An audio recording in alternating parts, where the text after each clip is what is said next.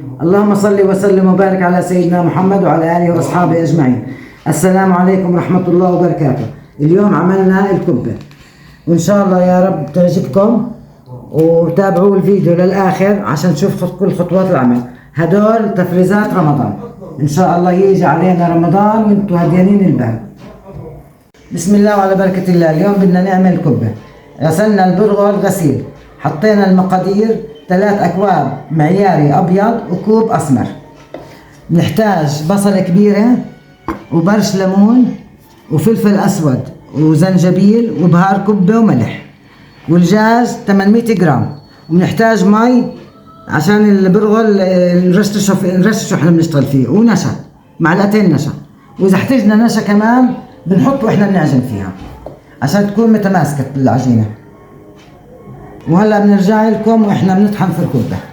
احنا غسلنا البرغل غسيل، ما نقعناه وتركناه بعد الغسيل هيك فشفش يعني ضاعف حجمه. هلا بدنا نحط عليه برش الليمون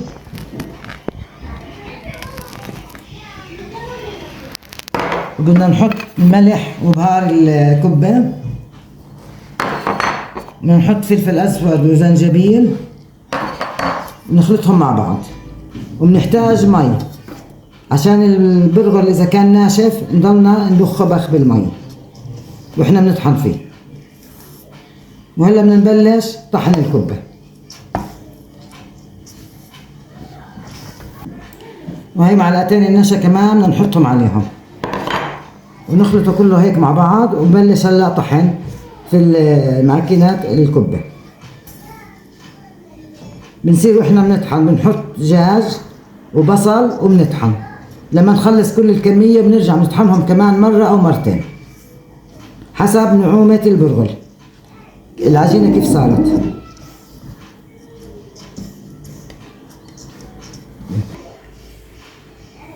هلا بدنا نحط هيك البرغل بالماكينة ونحط معاه قطع دجاج.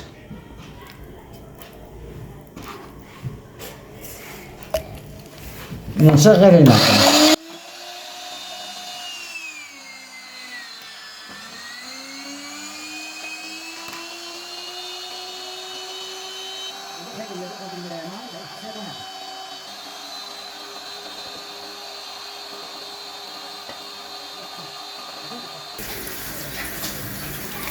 بنضخ البرغل مي لانه ناشف، وهلا بنصير نطحن فيه. وبنرجع لكم واحنا بنطحن بدون حكي لانه صوت الماكينة عالي.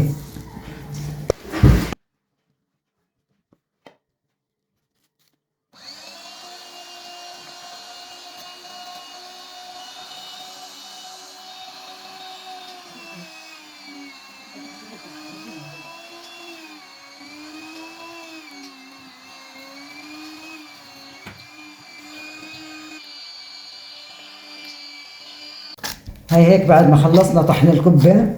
هلا بدنا نحطها بالثلاجة ساعة لنعمل الحشوة تبعتها. نتركها ساعة قبل ما نعمل الحشوة تبرد الحشوة، بنبلش نشتغل ان شاء الله فيها. منيحة بس من الكفوف يعني بتلزق، واللي هي بالايد منيحة. تمام هيك تمام. هلا بنغلفها ونحطها بالثلاجة ساعة.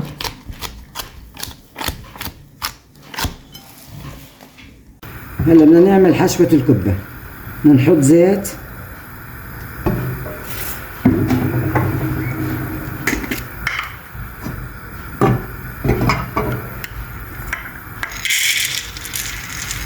بدنا نحط لها صنوبر.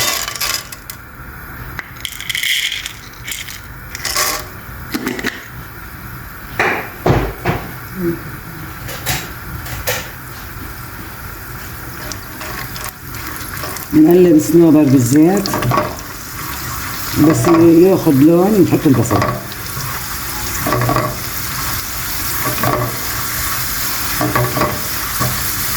عشان ما ينحرق الصنوبر. هيك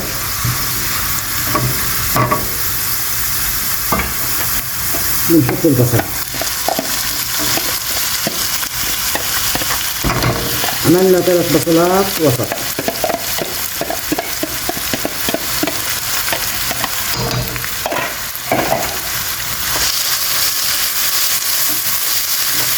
لما قلبه مضبوط لما ياخد لون شوي البصل نحط ريحه.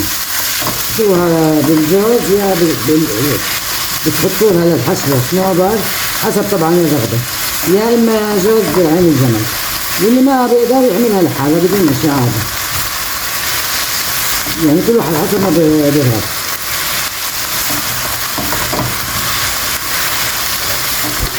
بنحط رشة ملح للبصل عشان يساعد انه يدبل بسرعة.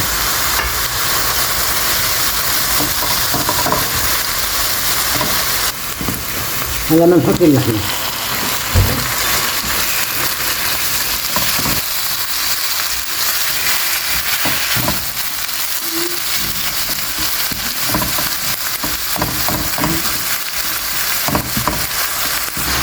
بنحط البهارات، زنجبيل معلقة صغيرة، البهار السبعة، فلفل أسود، وشوية شطة حمراء بودرة. هلا بنحط الملح،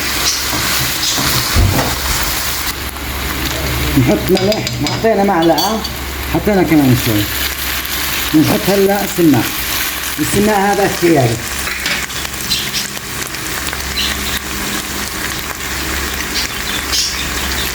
بس معلقتين سماق.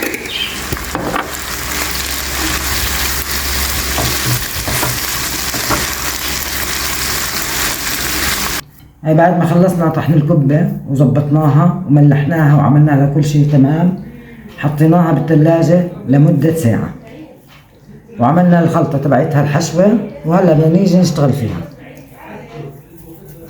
نعملها كل واحد بيعملها الحجم اللي بده اياه. بندهن ايدنا هيك شوية زيت عشان تنعم. بنعملها بهذا الشكل، بنرققها هي. بعدين بنحط الحشوة فيها.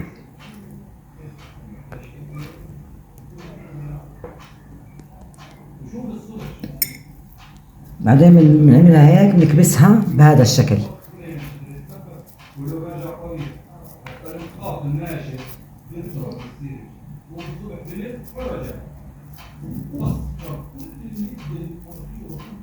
بيطلع معنا هذا هيك بهذا الشكل. نعمل كمان واحدة، بنفرجيكم الكمية كلها لما تخلص. احنا بنعملها حجمها وسط، لا كبيرة ولا صغيرة.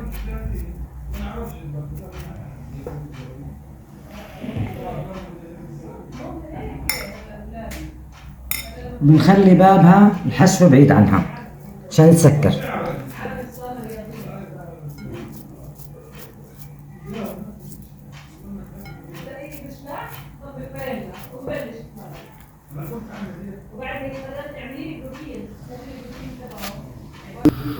هلا بدنا نقلي كم من حبة كبة، بس أهم شيء يكون الزيت حامي وغزير، ولما تحطوها بالزيت بتوطوا،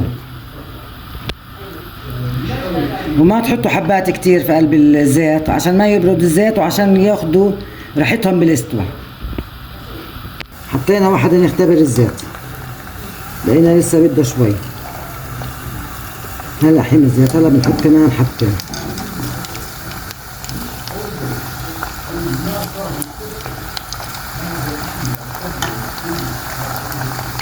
وما بنحركهم الا لما يجمدوا شوي. عياراتها مظبوطة 100%.